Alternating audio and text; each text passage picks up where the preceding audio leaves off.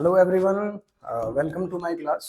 आज हम लोग मोल कॉन्सेप्ट पढ़ने जा रहे हैं। जनरली क्लास 11th का जो पहला चैप्टर होता है, some basic concepts of chemistry, उसमें हम लोग जो मैक्सिमम बच्चे होते हैं उसमें परेशान होते हैं कि मोल क्या होता है, एवोगैड्रो नंबर क्या होता है, और इसको सीखना बहुत मुश्किल हो जाता है क्योंकि नॉर्मली क्या होता है कि बच्चे पढ़ते तो हैं लेकिन वो कंफ्यूज रहते हैं। फर्स्ट टाइम उनके सामने इस तरीके का क्वेश्चन आता है जिसको देखकर वो समझ नहीं पाते हैं कि अप्रोच कैसे करें। पढ़ना आसान है, टॉपिक भी कम है, लेकिन टॉपिक कम होने के बाद भी अगर आप देखें तो जो क्वेश्चंस हैं बच्चे पढ़ते हैं, नोट्स बार बार पढ़ते हैं, उसके बाद भी क्वेश्चन नहीं बनता है, बेसिक अंडरस्टैंडिंग नहीं होती है, ये चैप्टर डिफिकल्ट लगता है। तो मैं कोशिश करूंगा कि ये चैप्टर आपको डिफिकल्ट ना लगे, ये चैप्टर आप सबको समझ में आए। ठीक है, तो स्टार्ट करते हैं। बहुत बेसिक से नहीं, मतलब मैं कोशिश करूंगा कि नॉर्मल चीजें आपने पढ़ रखी होगी। ठीक है, तो मोल से स्टार्ट करते हैं। बिल्कुल कि मोल क्या है। सबसे पहले आप ये सोचिए कि इलेक्ट्रॉन, प्रोटॉन, न्यूट्रॉन, कोई भी एटम किस चीज से मिलकर बना है? इलेक्ट्रॉन, प्रोटॉन और न्यूट्रॉन। अगर मैं देखूं तो जैसे एटम है, तो atom is made up of nucleus, और क्या होता है, यहां इलेक्ट्रॉन्स होंगे शेल में। क्लियर है? अब यहां पे न्यूक्लियस के अंदर क्या होगा बच्चों? न्यूक्लियस के अंदर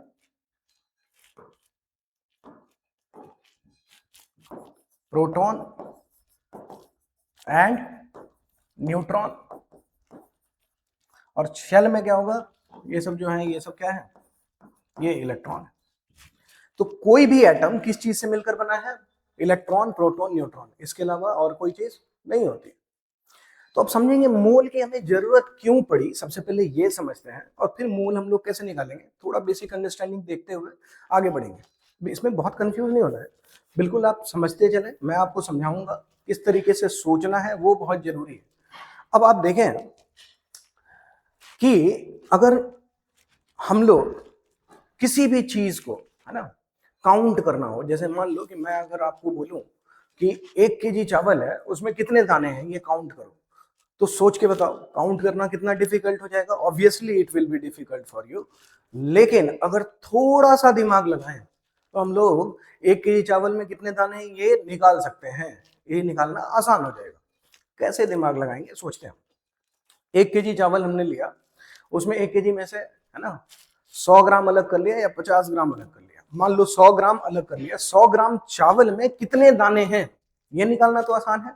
1 kg काउंट करना डिफिकल्ट है, लेकिन 100 ग्राम चावल में कितने दाने हैं ये काउंट करना क्या डिफिकल्ट है? ये ज्यादा डिफिकल्ट नहीं है। मान लो 100 ग्राम चावल में 200 दाने हैं, तो 1 kg में कितने होंगे सोचो। अब यहीं पे ये थोड़ा सा दिमाग लगाना मुश्किल होता है। 100 ग्राम में अगर इतना है तो 1 kg में कितना होगा? अब सोच के देखो, जैसे बस समझा रहा हूं। 100 ग्राम का ये मान लो पोटली है, 100 ग्राम का, और इसमें 200 दाने हैं, ठीक है, चावल। अब तुम सोच के देखो कि यहाँ पे 100 ग्राम के कितने पोटली होने चाहिए? 10। तो 1 kg हो जाएगा 100 ग्राम इंटू 10,000 ग्राम।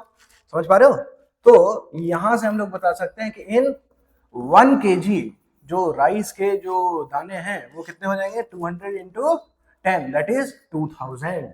समझ में आया? तो ये थोड़ा क्लियर हुआ कि कैसे हम लोग निकाल सकते हैं। अगर मुझे 100 ग्राम का थोड़ा से यूनिट का अगर पता चल जाए तो मैं नंबर, अब तुम्हें अगर कोई बोले 100 kg में कितने दाने होंगे तो लगभग वो भी तुम निकाल सकते हो। 2000 इंटू 100 करेंगे। समझ में आया?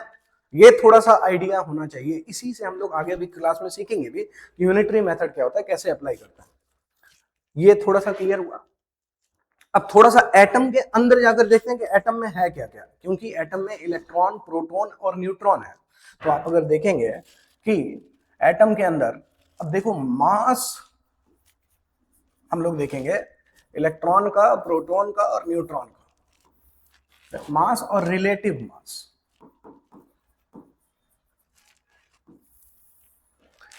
अब यहां पे देखो इलेक्ट्रॉन का मास जो है वो है 9.1 इंटू 10 की पावर -28 ग्राम। ये 1.67 इंटू 10 की पावर -24 ग्राम। और ये 1.67 इंटू 10 की power minus 24 gram.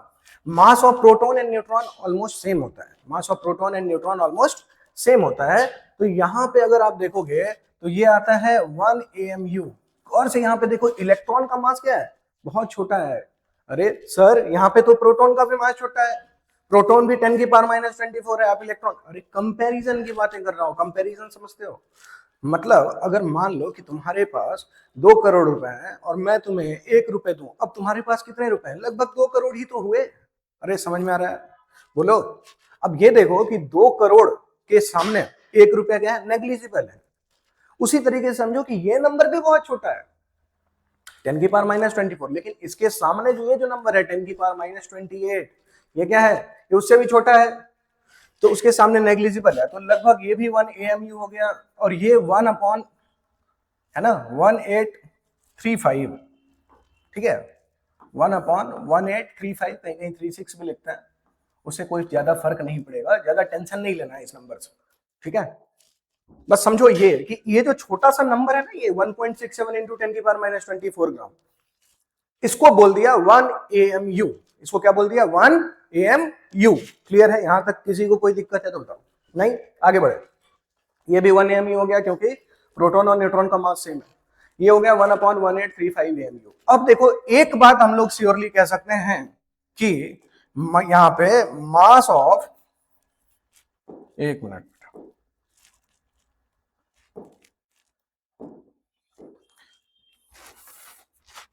mass of electron is negligible in comparison of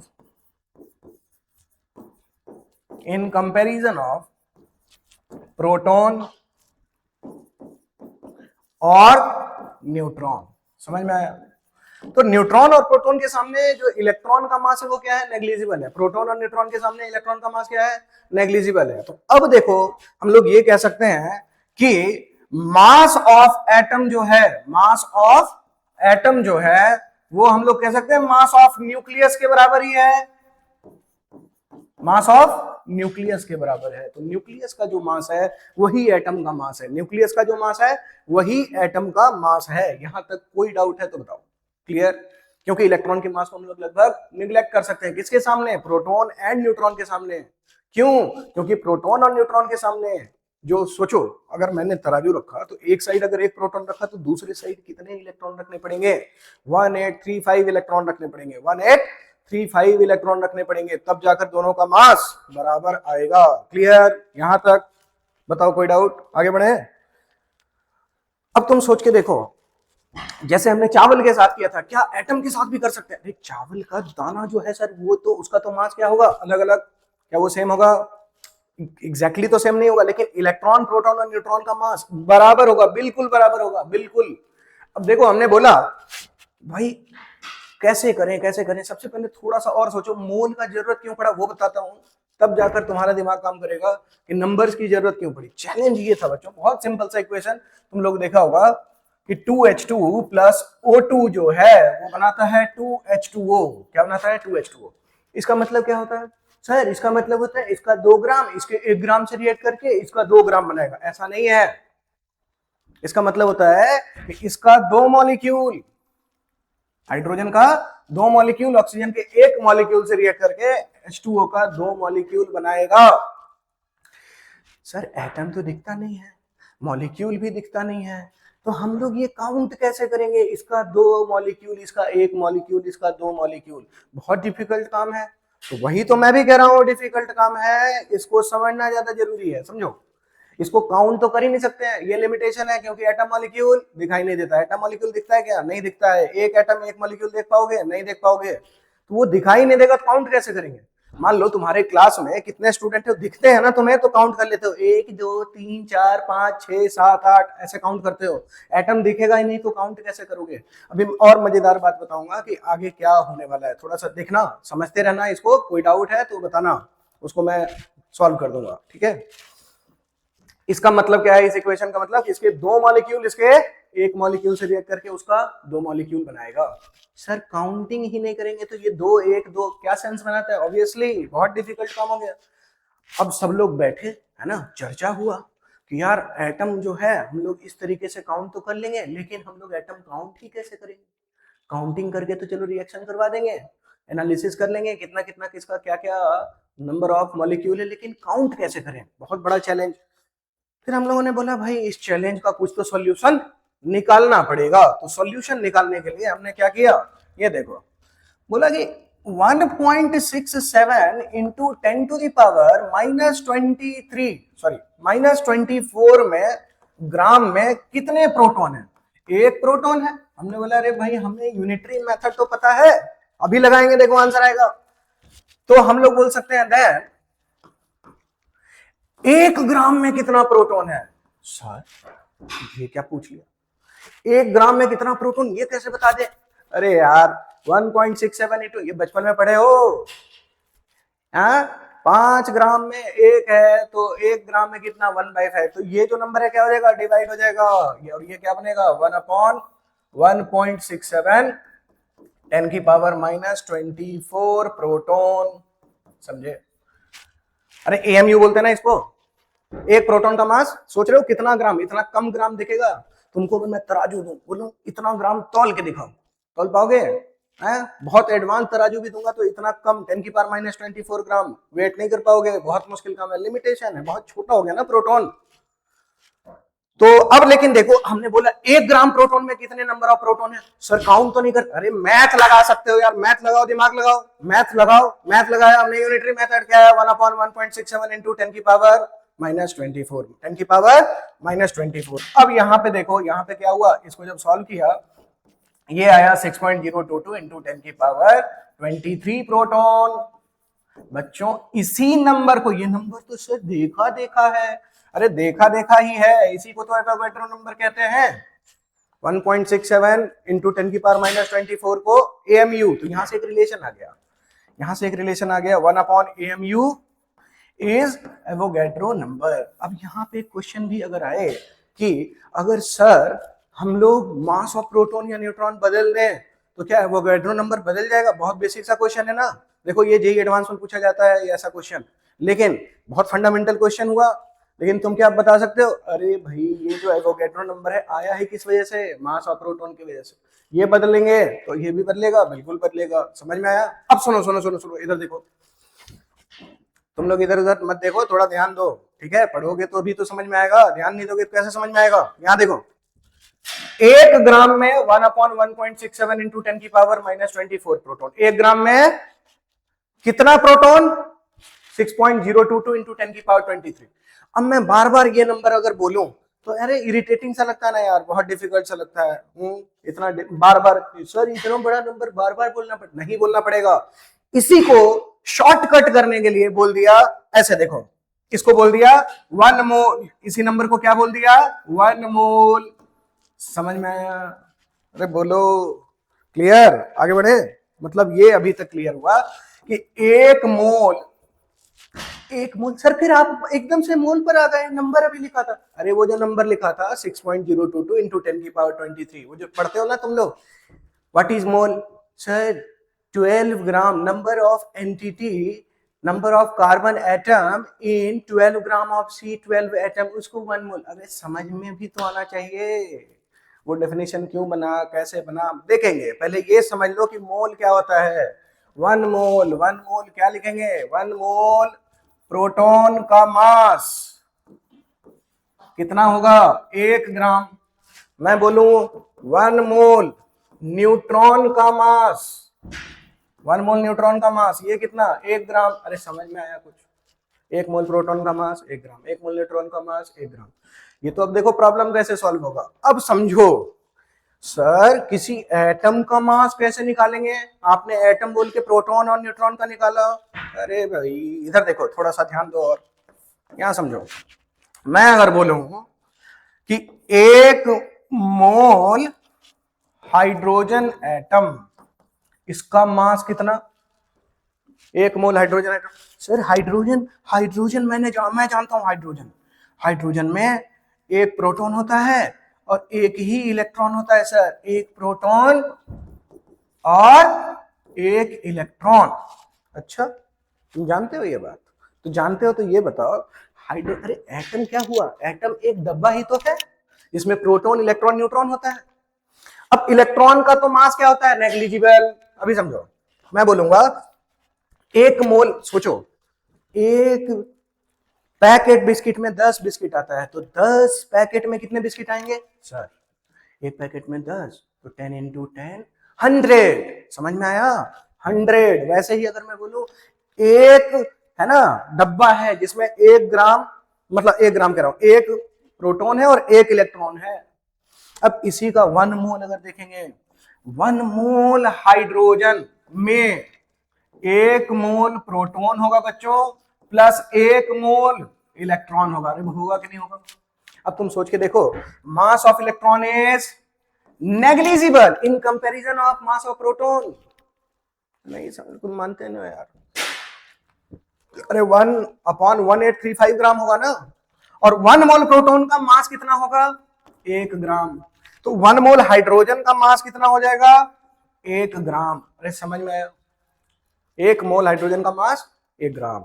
अब रुको रुको रुको, हाइड्रोजन समझ में आ गया। एक और एग्जांपल, सर ये तो आपने जानबूझ के आसान वाला लिया हाइड्रोजन, मुझे कैल्शियम वाला बताओ। देखो 1 मोल कैल्शियम, तो कैल्शियम का ये सबको याद है ना, 9th क्लास पढ़ के आए हो कि नहीं आए हो? देखो 1 मोल कैल्शियम, कैल्शियम का एटॉमिक नंबर 20, मतलब प्रोटॉन कितना 20, न्यूट्रॉन कितना, न्यूट्रॉन कैसे निकालते हैं सर, मैं तो समझ नहीं पाता हूं। अरे 40, ये क्या होता है, न्यूट्रॉन प्लस प्रोटॉन के बराबर। तो 40 हो गया तुम्हारा न्यूट्रॉन प्लस प्रोटॉन, और 20 हो गया तुम्हारा प्रोटॉन, कितना आ गया 20, और इलेक्ट्रॉन भी कितना आ जाएगा 20। इलेक्ट्रॉन को जोड़ने की जरूरत नहीं है। तो सोचो 1 मोल कैल्शियम का मास अगर हम लोग निकालेंगे, तो मास ऑफ, देखो 1 मोल कैल्शियम में अगर मैं बोलूं, एक कैल्शियम मतलब 20 प्रोटॉन 20 इलेक्ट्रॉन 20 न्यूट्रॉन, मैं बोलूं 1 मोल कैल्शियम, रुको मास तो बाद में, 20 मोल प्रोटॉन होगा, 20 मोल न्यूट्रॉन होगा, 20 मोल इलेक्ट्रॉन होगा। अरे समझ में आया कुछ? अब तुम सोच के देखो, 20 मोल इलेक्ट्रॉन, इसको निगलेक्ट कर दें और बताओ 20 मोल प्रोटॉन का मास 20 ग्राम, 20 मोल न्यूट्रॉन का मास ये भी 20 ग्राम, तो mass of calcium, 1 mole calcium का मास 40 ग्राम। अरे कुछ पैटर्न दिखाई दिया क्या तुम लोगों को? पैटर्न क्या बन रहा है कि सर कोई भी एटम का 1 मोल कितना हो रहा है, उसके ये जो एटॉमिक मास लिखा हुआ है इतना ग्राम हो रहा है। 1 मोल एटम का मास कितना हो रहा है, ये जो एटॉमिक मास है उतना ही ग्राम हो रहा है। ऑब्वियसली होगा ना। तुम सोचो कि 1 मोल कैल्शियम में क्या क्या होगा, 20 मोल प्रोटॉन 20 मोल न्यूट्रॉन, मतलब प्रोटॉन और न्यूट्रॉन का मास अगर सेम है तो 40 मोल न्यूक्लियॉन्स। न्यूक्लियॉन्स सर ये नया टर्म, अरे न्यूक्लियस के अंदर जो होता है उसको क्या बोलते हैं, न्यूक्लियॉन्स। प्रोटॉन एंड न्यूट्रॉन दोनों को ही क्या बोल सकते हैं, न्यूक्लियॉन्स। समझ रहे हो? क्लियर? अब देखो 1 मोल कैल्शियम समझ में आ गया, 20 मोल प्रोटॉन 20 मोल न्यूट्रॉन, 20 40 ग्राम। तो मैं बोलूं कि 1 मोल का मास, 1 मोल का मास कितना होगा, मोलर मास जो, सॉरी उसका जो भी एटॉमिक मास होगा उतना ग्राम। और अभी के लिए यही मान लो, क्योंकि 1 मोल में जितना मास होगा किसी भी एटम या मॉलिक्यूल का उसको मोलर मास बोल देंगे। मोलर मास को कैपिटल एम से डिनोट करते हैं, एम ग्राम। अब मैं देखो बोलता जाता हूं, चलो मेरे साथ जल्दी जल्दी एग्जांपल करो। 1 मोल नाइट्रोजन, इसका मास कितना होगा, इसका सर मास 14 ग्राम। 1 मोल फास्फोरस, इसका मास कितना होगा, अरे 15 मत बोलना, कितना होगा 31 ग्राम। 1 मोल सल्फर कितना मास होगा, कितना मास होगा 32 ग्राम। अरे समझे कुछ, समझ में आया? सर 1 मोल सोडियम का कितना मास होगा, सोडियम का होगा 23 ग्राम। क्लियर है? यहां तो कोई दिक्कत? बताओ आगे बढ़े। चलो तो यहां से अब 1 मोल का तो मास पता चल गया, मोलर मास के बराबर। ठीक है, तो मैं बोलूं 2 मोल का मास, मैं बोलूं 2 मोल कैल्शियम का मास, तो 1 मोल का 40 ग्राम, 2 मोल का 2 इंटू 40 ग्राम, कितना हो गया 80 ग्राम। तो मैं इसी को थोड़ा फॉर्मूला बना सकता हूं। देखो, mass is equals to number of moles into molar mass, gram में आ जाएगा। जैसे मैं बोलूं क्वेश्चन 3 मोल सल्फर, इसका मास कैसे निकालेंगे सर? तो सल्फर का मोलर मास कितना हो गया भाई? सल्फर का मोलर मास ये 16, ये 32 ग्राम होता है। तो नंबर ऑफ मोल कितना है? 3। मोलर मास कितना है इसका आ गया? 32। कितना हो गया? 96 ग्राम। समझ में आ गया? 96 ग्राम। क्लियर? समझे? अब एटम का तो समझ में आ गया, एटम का तो समझ में आ गया, मॉलिक्यूल का क्या करें? अरे मॉलिक्यूल में भी तो इलेक्ट्रॉन प्रोटॉन न्यूट्रॉन ही है। अब देखो, मॉलिक्यूल में इलेक्ट्रॉन प्रोटॉन और न्यूट्रॉन ही है। तो मैं बोलूं क्वेश्चन में कि 3 मोल CH4 का मास, तो 3 मोल CH4 मतलब, अब CH4 है ना, तो इसका मोलर मास कैसे निकालेंगे? अरे सबका एटॉमिक मास ऐड कर देंगे। कार्बन का 12, हाइड्रोजन का 1, लेकिन कितना हाइड्रोजन है? 4। कितना हो गया? 16। समझ में आया? अब यहां पे देखो, मास इज इक्वल्स टू क्या होता है? Number of moles into molar mass. Number of mole कितना है? 3। मोलर मास कितना है? 16। कितना हो गया? 48 ग्राम।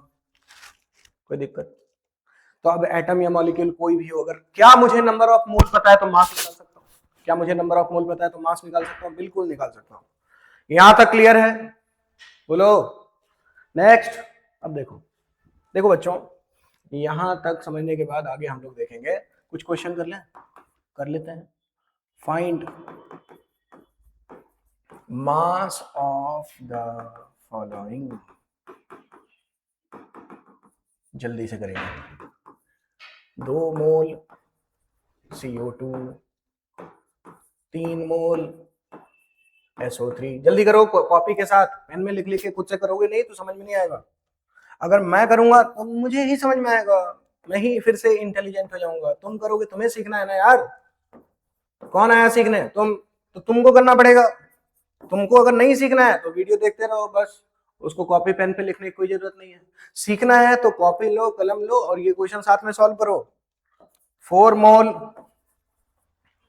C6H12O6, ये देखा देखा फॉर्मूला नहीं लग रहा है सर? ये तो ग्लूकोज है। हाँ, इसको ग्लूकोज कहते हैं। इसका मोलर मास निकालो। चलो कर लिया? चलो अब एक बार मैच करो, इसको पॉज करके सारे क्वेश्चन खुद से करो। उसके बाद देखो, अब मैं कर रहा हूं, इसको मैच कर लेना। इसका मास कितना होगा भाई? CO2 का सर, कार्बन का 12, ऑक्सीजन का 16 और 2, इसको ऐड करोगे 16 2 जा 32 प्लस 12 44। कितना होता है मास? 2 इंटू 44। कितना हो जाएगा? 88 ग्राम। समझे? इसका मास है, देखो 3 इंटू SO3 का सर मोलर मास। सर मुझे मोलर मास निकालने, अरे याद कर लो, मोलर मास निकालने में दिक्कत हो रहा है। सल्फर का 32, ऑक्सीजन का 16 इंटू 3 कितना हो गया? 80। कितना हो गया? 3 इंटू 80 कितना हो जाएगा?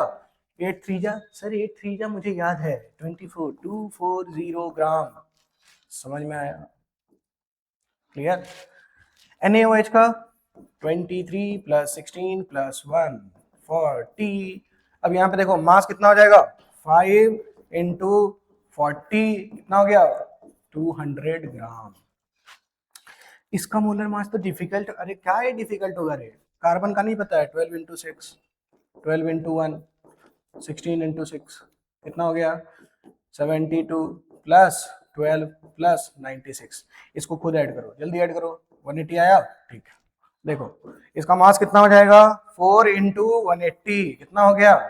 18 4 जा सर, ये 18 का टेबल मुझे याद नहीं। अबे याद करके रखो 20 तक का टेबल, ठीक है? हर एक क्वेश्चन में अगर तुम सोच के देखो कि एक एक है ना 10 सेकंड भी अगर तुमने कैलकुलेशन से बचाया, मान लो जेई का पेपर दे रहे हो, 75 क्वेश्चन, 75 इंटू 10, 750 सेकंड, कितना एज ले पाओगे? समझ पा रहे हो?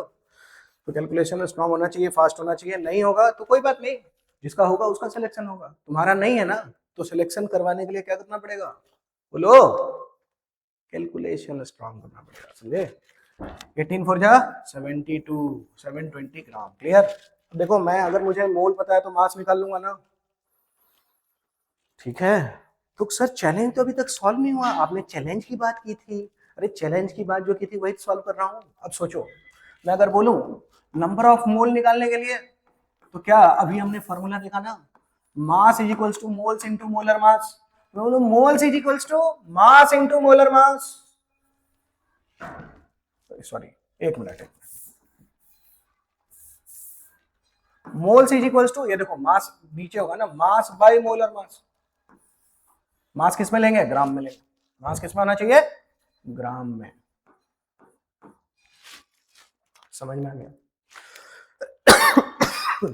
अब देखो, मतलब चैलेंज ये सॉल्व हुआ कि मैं किसी भी एटम या मॉलिक्यूल को काउंट तो नहीं कर सकता, लेकिन उसका वजन तो कर सकता हूँ वेइंग मशीन पे डाल के कि कितना ग्राम।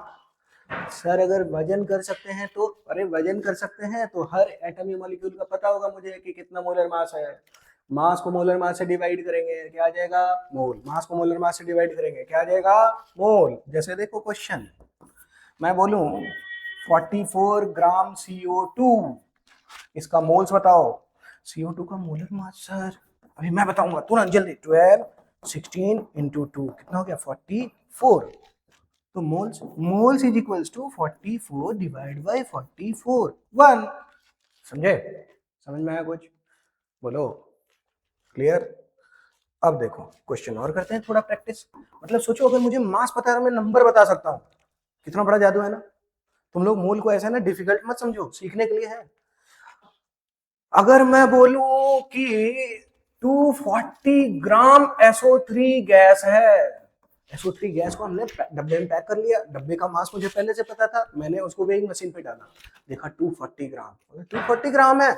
अभी मैं बता दूंगा SO3 कितना मॉलिक्यूल है। ऐसे देखो, moles is equals to mass upon molar mass. Mass तो ग्राम में ही दिया है 240। Molar mass, sir molar mass ऐसे होगा बेटा, सल्फर का 32, ऑक्सीजन का 16 इंटू 3 कितना हो गया? 80। मोलर मास निकालने के लिए प्रैक्टिस करो जल्दी। 80 आ गया ना बेटा? अब बताओ 240 बाई 80 कितना हो जाएगा? 3। मतलब 240 ग्राम SO3 में कितने मोल है? 3 मोल। 240 ग्राम SO3 में कितने मोल है? 3 मोल। 3 मोल सर, 3 मोल का मैं अबे अभी तो बोला था, मोल का मतलब ऐसे देखो, एक मोल में 6.022 इंटू 10 की पावर 23। तो नंबर ऑफ SO3 मॉलिक्यूल, बार बार ये बोलना डिफिकल्ट है ना, 3 इंटू एवोगैड्रो नंबर 6.022 इंटू 10 की पावर 23, इसको मल्टीप्लाई करोगे 18.066 इंटू 10 की पावर 20। साइंटिफिक नोटेशन में लिखते हैं तो 1 डेसिमल के बाद 1.8066 इंटू 10 की पावर 24 कर देंगे। क्लियर है? यहाँ तक नहीं आ रहा समझ में तो देख लो एक बार फिर से, लेकिन अच्छे से समझ लो। मतलब मैं 3 मोल बोलूं या ये नंबर बोलूं बराबर। अब ये नंबर कितना कंफ्यूजिंग है ना, बार बार एक ही नंबर बार बार रिपीट हो रहा था, हमने क्या किया? मोल यूज कर लिया। 3 मोल 3 मोल 3 मोल, समझे? अब मैं अगर बोलूं क्वेश्चन कि यहां पे देखो, अब जैसे NaOH अगर मैंने दे दिया 200 ग्राम NaOH, इसमें कितना मोल? सर मैं बताऊंगा, देखो इसका मोलर मास कितना अभी निकाला था पिछले क्वेश्चन में 40। तो देखो moles is equals to mass by molar mass. Mass कितना? 200 ग्राम। मोलर मास कितना? 40। कितना? 5 मोल। 5 मोल मतलब कितना? 5 इंटू एवोगैड्रो नंबर, मतलब 200 ग्राम अगर NaOH लिया तो कितने मॉलिक्यूल होंगे? 5 इंटू 6.022 इंटू 10 की पावर 23। बेटा ये नंबर ना अगर तुमको एटम या मॉलिक्यूल दिखता भी ना तो काउंट नहीं कर पाते। तुम सोच के देखो, तुम जैसे तुमने कितना पैसा सुना है? अगर मैं तुम्हें बोलूं किसी के पास 1 मिलियन एक मिलियन रुपया है, मतलब 1 मिलियन मतलब 1 मिलियन मतलब 10 की पावर 6, 10 की पावर 6 मतलब 10 लाख रुपए। मान लो किसी के पास 1 बिलियन रुपए है, सॉरी 1 बिलियन मतलब 10 की पावर 9, 10 की पावर 9 मतलब कितना रुपया है? 1 बिलियन मतलब, सर ये तो बहुत डिफिकल्ट है। अबे यार 10 लाख हुआ, उसमें 3 जीरो और लगाओ, एक जीरो लगाएंगे 1 करोड़, एक और जीरो लगाएंगे 10 करोड़, एक और जीरो लगाएंगे 1 अरब। 1 बिलियन मतलब 1 अरब, समझे? अब सुनो, मैं बोलूं 1 ट्रिलियन मतलब 1000 अरब, 10 की पावर कितना? कितना होता है 12, 1 ट्रिलियन। तो किसी देश की इकोनॉमी जो होती है वो ट्रिलियंस में मेजर करते हैं, 10 की पावर 12 में, समझ रहे हो? किसी देश के पास इतने रुपए, मैं बोल दूं तुम्हारे पास 1 मोल रुपए, मतलब तुम दुनिया में सबसे ज्यादा अमीर हो जाओगे। 1 मोल मतलब समझ रहे हो? किसी के पास 10 की पावर 12, इंडिया का जो इकोनॉमी ट्रिलियन, ट्रिलियन में ही तो होगा, समझ रहे हो? तो तुमसे अगर कभी तुमको भगवान से कुछ मांगना पड़े, भगवान मुझे क्या बनाओ, मिलेनियर, बिलियनियर, ट्रिलियनियर या मोलेनियर, क्या बनाओ, मोलेनियर। मोल अगर आ गया तो समझ रहे हो 10 की पावर 23, मतलब तुम्हारे पास 10 की पावर 23 नंबर में रुपए होंगे, मतलब तुम्हारे पास इतने रुपए होंगे कि तुम उस पैसे को ना काउंट नहीं कर पाओगे। सोच पा रहे हो? अगर मैं 2-2 लाख का गड्डी भी बना कर दूं और एकदम स्टार्टिंग के लाइफ से लेकर लास्ट तक बोलूं तुम काउंट करते रहो, तब भी 1 मोल रुपए काउंट नहीं कर पाओगे, सोचना, ठीक है? डिफिकल्ट है। तो अगर आगे से तुम्हें चांस मिले, है ना, मान लो ऊपर वाला खुश हो जाए, बोले मांगो वत्स क्या चाहिए, तो तुम क्या बोलोगे? सर मुझे 1 मोल रुपए दे दो। समझ रहे हो?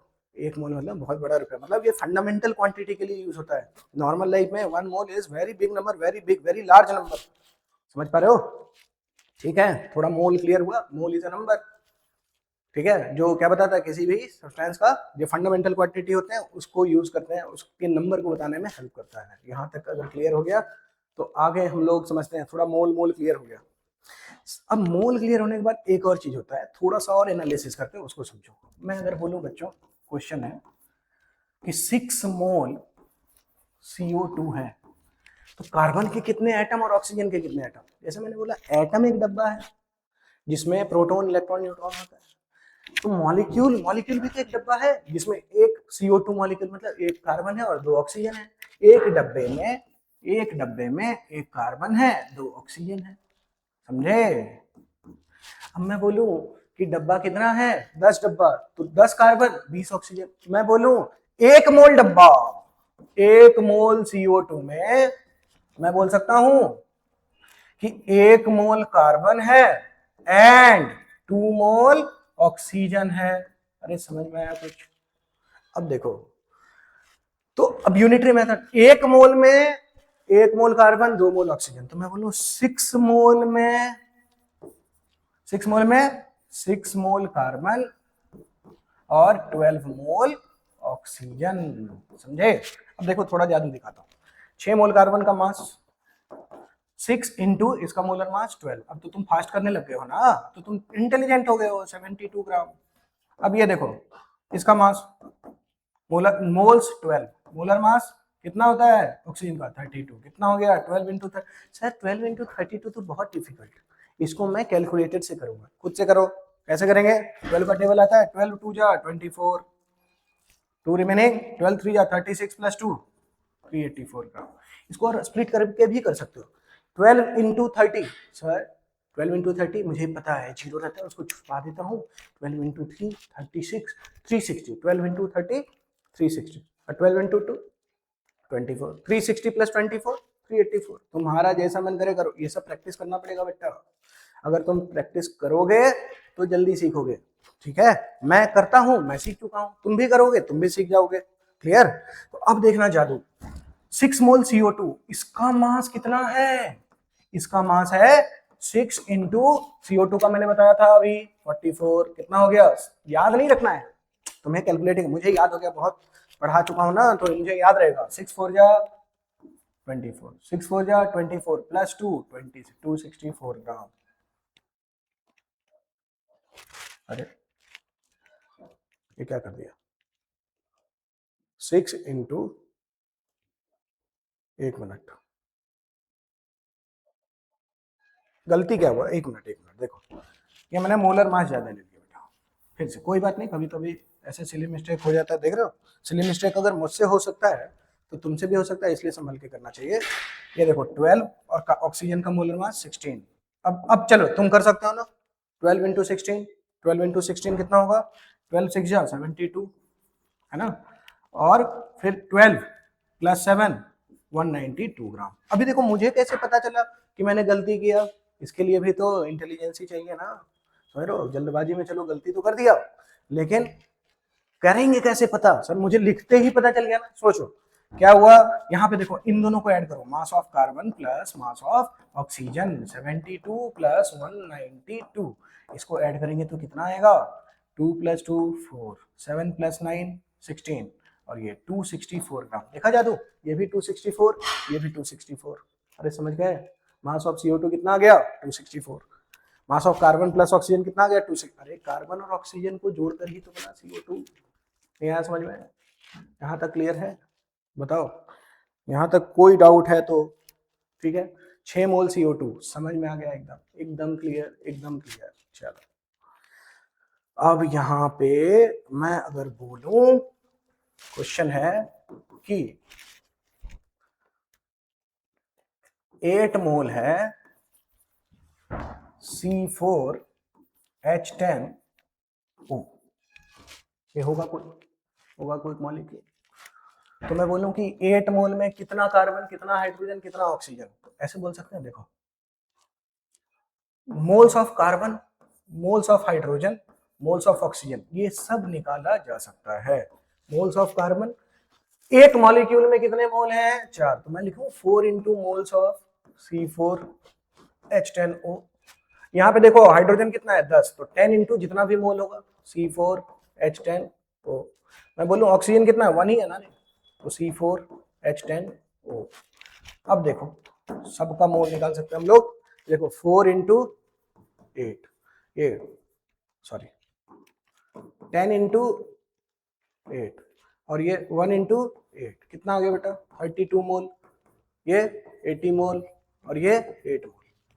सबका मोल्स ऐसे करके हम लोग निकाल सकते हैं। अगर मुझे किसी मॉलिक्यूल का नंबर ऑफ मोल पता है तो इंडिविजुअल एटम का भी मोल निकाल सकते हैं, नहीं निकाल सकते हैं, इंडिविजुअल एटम का भी मोल निकाल सकते हैं। कोई डाउट, यहाँ तक कोई दिक्कत नहीं।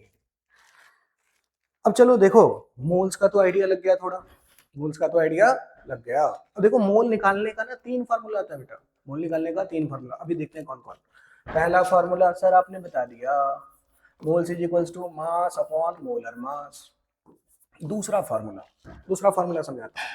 जैसे मैं बोलूं 60 केले हैं तो कितना दर्जन, सर एक दर्जन में 12 केले होते हैं, तो 60 में, अरे 60/12 5। तो तुम्हें दर्जन तुमने कैसे बताया, 12 से डिवाइड किया। कैसे, क्यों डिवाइड किया, क्योंकि एक दर्जन में 12 होता है। तो मैं अगर बोलूं मोल्स बताना, मोल भी तो एक नंबर है, तो मोल का क्या होगा, मान लो number of entity divide by Avogadro number. Example देखो, अगर मैं बोलूं 3.011 × 10⁻²4 मॉलिक्यूल्स किसके हैं, ऑफ O2, तो ये कैसे बताओगे, तो ये ऐसे बताएंगे, इसका मोल क्या होगा, ये है 3.011 × 10⁻24 डिवाइड बाय 6.022 × 10⁻23, यही होता है ना एवोगैड्रो नंबर। अगर जैसे दर्जन में 12 से डिवाइड किया, एवोगैड्रो नंबर से डिवाइड करेंगे तो मोल आ जाएगा। तुम तो अब इंटेलिजेंट हो गए हो, है ना। ये क्या हो गया, 3.011 से 2 टाइम्स, और इसको करेंगे तो 10⁻24 - 23 1 होता है, तो कितना हो गया, और इसको भी काट देंगे तो 5, आंसर आ गया 5 मोल। अब देखो अगर मुझे नंबर ऑफ मॉलिक्यूल पता है, मैं मास भी बता सकता हूँ। कैसे, ये देखो नंबर ऑफ मोल्स पता है ना रे, तो mass is equals to moles into molar mass. ये देखो मोल कितना 5, मोलर मास कितना 32, कितना हो गया 160 ग्राम। समझे, थोड़ा आइडिया लगा, ये फॉर्मूला सेकंड वाला बहुत आसान है। बस तुमको क्या करना, number of entity divide by Avogadro number. Number of entity बोलो मेरे साथ, number of entity divide by Avogadro number. क्या आता है, मोल। मोल का एक formula mass by molar mass, बोलो mass by molar mass. Number of moles यहाँ, number of entity divide by Avogadro number, number of entity divide by Avogadro number. Clear है। अब देखो तीसरा फॉर्मूला बेटा, फॉर गैस, ये ध्यान रखना, गैस है, गैस। कौन सा गैस, आइडियल गैस। अभी तुम्हें ज्यादा आइडिया नहीं होगा तो मैं डायरेक्ट गैस ही बोल रहा हूं। तो गैस देखो एट STP और NTP पे हो। सर ये टर्म मुझे परेशान करता है। अरे STP मतलब स्टैंडर्ड टेम्परेचर एंड प्रेशर। और एनटीपी मतलब नॉर्मल टेम्परेचर एंड प्रेशर। अब सुनो, नॉर्मल मतलब नॉर्मल वाला सर, ये इसका वैल्यू ज्यादा नहीं है, और स्टैंडर्ड ये थोड़ा स्टैंडर्ड वाला है, ये सब नहीं है। नॉर्मल मतलब ये हुआ कि यहाँ पे प्रेशर कितना होगा 1 atm, और यहाँ पे टेम्परेचर कितना होगा 273 केल्विन। अब 1 atm पता है कितना होता है? 1 atm is equals to 1.013 into 10 की पावर 5 पास्कल। अरे सर ये 1.01 मुझे परेशान करने के लिए ऐसा नहीं बेटा, ये क्या होता है, एटमॉस्फेयर हमारे ऊपर कितना प्रेशर लगा रहा है उसी को बोलते हैं 1.013 into 10 की पावर 5। एटमॉस्फेयर तो इतना ही प्रेशर लगा रहा है ना। तो हमने बोला कि ये भोले भाले बच्चे हैं, ये नंबर इनको बार बार परेशान करेगा, तो स्टैंडर्ड टेम्परेचर में हम लोग प्रेशर को लिख लेते हैं 1 बार, और टेम्परेचर को लिख लेते हैं 273 केल्विन, समझे। तो मैंने बोला कि 1 बार कितना रखें, भोले भाले बच्चों के लिए 10 की पावर 5 पास्कल ही रख लेते हैं, समझे। तो लगभग देखो एटीएम और प्रेशर ये जो बार है बहुत ज्यादा डिफरेंस नहीं है, 1.013 का ही है, और यहाँ पे 10 की पावर 5 पास्कल है बेटा, समझे। 10 की पावर 5 पास्कल, तो 10 की पावर 5 पास्कल। अच्छा तुमसे पूछे कौन बड़ा 1 एटीएम या 1 बार, ऑब्वियसली 1 एटीएम जो है वो ज्यादा है प्रेशर का यूनिट 1 बार से, थोड़ा सा ज्यादा। तो 1 एटीएम पता चल गया, 1 बार पता चल गया, एनटीपी पता चल गया, एसटीपी पता चल गया। तो यहाँ पे देखा गया कि 1 मोल गैस का जो वॉल्यूम आ रहा था वो 22.7 लीटर आ रहा था। गैस कोई सा भी हो, ऑक्सीजन है, नाइट्रोजन है, CH4 है, उसे फर्क नहीं पड़ रहा है। अगर एसटीपी पे, समझ रहे हो, ये वाला एसटीपी वाला कॉलम देख रहे हैं ना हम लोग, एसटीपी पे 1 मोल गैस का 22.7, एनटीपी पे 1 मोल गैस का जो वॉल्यूम है वो 22.4 लीटर। अच्छा ये याद कर, ये चलो पता है एग्जाम में क्या प्रॉब्लम होता है, 22.4 याद रहता है, 22.7 याद रहता है, लेकिन किस पे ये नहीं याद रहता। एनटीपी मतलब एटीएम, एटीएम मतलब प्रेशर ज्यादा मतलब वॉल्यूम कम, तो 22.4 कहाँ एनटीपी, 22.7 कहाँ एसटीपी, समझे। अब सुनो, हमने बोला अरे तुम लोग नोट तो कर रहे हो ना, कहानी नहीं सुना रहा हूँ, पढ़ना है तुम्हें, पढ़ा रहा हूँ। तो 1 मोल गैस का वॉल्यूम 22.7, तो मैं बोलूं नंबर ऑफ मोल्स, तो वॉल्यूम ले लो और डिवाइड कर दो इसको 22.7, लेकिन वॉल्यूम किसमें होना चाहिए, लीटर में, किसमें होना चाहिए, लीटर में, समझे।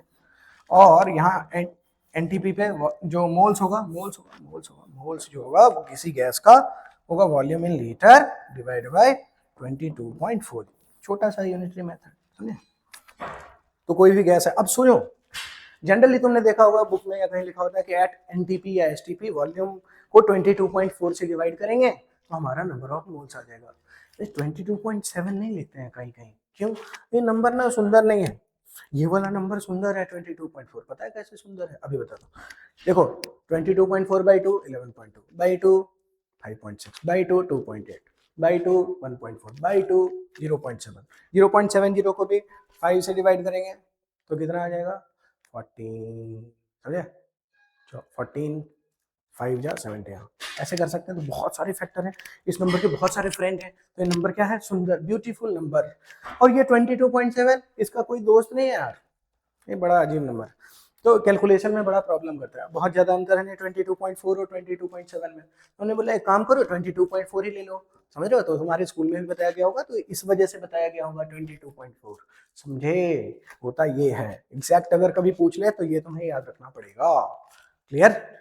अब चलो देखो, मैं अगर बोलूं क्वेश्चन कि 44.8 litre of O2 gas at NTP, इसका वॉल्यूम बता, इसका मोल्स बताए, तो मुझे पता है किसी भी गैस का वॉल्यूम डिवाइड बाय 22.4 करते हैं एनटीपी पे, तो क्या आता है 44.8, ये तो लीटर में ही है ना बेटा, हाँ, डिवाइड बाय 22.4 मतलब कितना मोल, 2 मोल। तो देखो वॉल्यूम से भी, गैस के वॉल्यूम से भी हम लोग क्या बता सकते हैं, नंबर ऑफ मोल्स, गैस के वॉल्यूम से भी हम लोग क्या बता सकते हैं, नंबर ऑफ मोल्स। ठीक है। अब देखो, अब यहाँ पे हमने क्या किया यहां से देखो क्या, अब मोल पता चल गया तो मैं क्या क्या बता सकता हूँ, नंबर ऑफ मॉलिक्यूल भी बता सकता हूँ, number of O2 molecule, number of O2 molecule कितना 2 इंटू एवोगैड्रो नंबर, अरे मल्टीप्लाई कर लेना यार, ठीक है। अब मैं यहाँ पे बता सकता हूँ कि मास कितना है, तो mass is equal to moles into molar mass, mole कितना है 2, मोलर मास O2 का कितना है 32, कितना आ गया 64 ग्राम। मतलब तुम ये समझो कि अगर तुम्हें कोई भी चीज बताना है तो तुम्हें किससे होके गुजरना पड़ेगा, मोल से।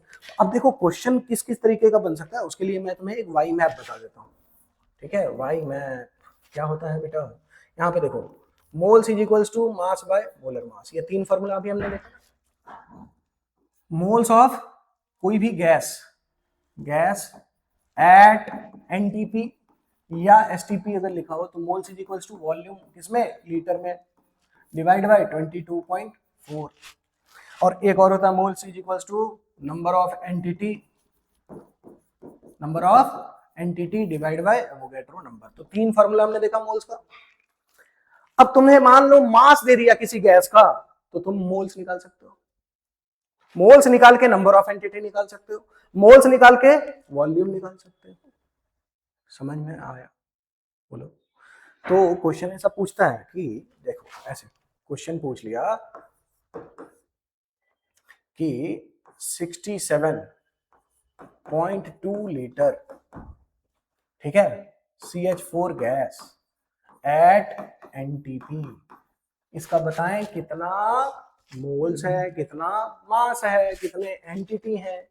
तो सबसे पहले मोल्स कितना होगा 67.2, एनटीपी पे होता है तो 22.4, कितना आ गया 3। मैं डेटा कितना अच्छा दे रहा हूँ ना, है ना, डेटा अच्छा दूंगा तब, क्योंकि अभी सीखना है ना, बाद में क्वेश्चन डिफिकल्ट कर सकते हो तुम लोग, अभी सीख लो, मैथ्स तो आता है ना, कैलकुलेशन स्ट्रॉन्ग कर लोगे तुम लोग।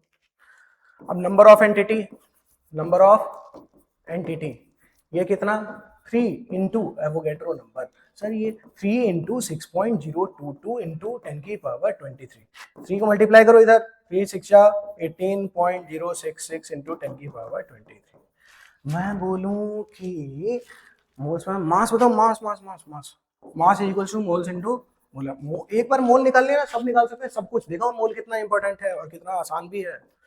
कितना CH4 का होता है 16, कितना आ गया 48 ग्राम, ठीक है बेटा। तो देखो हमने आज क्या सीखा, मोल सीख लिया, हमने क्या सीखा, मोल का, मोल्स के 3 फार्मूले सीख लिए बच्चों, ये वाला देखो मोल का 3 फार्मूला सीख लिया, ये देखो मोल का 3 फार्मूला। हमने मोल से क्या निकालना सीख लिया, कोई भी एटम या कोई भी मॉलिक्यूल का अगर मोल्स गिवन है तो अलग अलग एटम का कितना कितना मोल आ सकता है, ये उसको अच्छे से रिवाइज कर लेना। फिर मोल अगर तुम्हें अच्छे से सब कुछ समझ में आ गया है तो अब नेक्स्ट जो है जो टॉपिक मोल में ही तुम लोग को दिक्कत होता है स्टोइशियोमेट्री में, तो वो सिखाऊंगा, स्टोइशियोमेट्री और लिमिटिंग रीजन, वो नेक्स्ट क्लास में सीखेंगे, ठीक है बच्चों। तो आशा करता हूँ कि तुम्हें पूरा ये जो टॉपिक है वो क्लियर हो गया होगा, ठीक है। तो अगर तुम्हारा कोई और फ्रेंड है जिसको परेशानी हो रही है, वो मोल्स समझ नहीं पा रहा है, तो उसको ये वीडियो भेजो और उसको भी बोलो कि ये तुम्हारा पूरा मोल का जितना भी कंफ्यूजन है वो दूर हो जाएगा, ठीक है। चलो मिलते हैं अगली क्लास में, थैंक यू एवरीवन।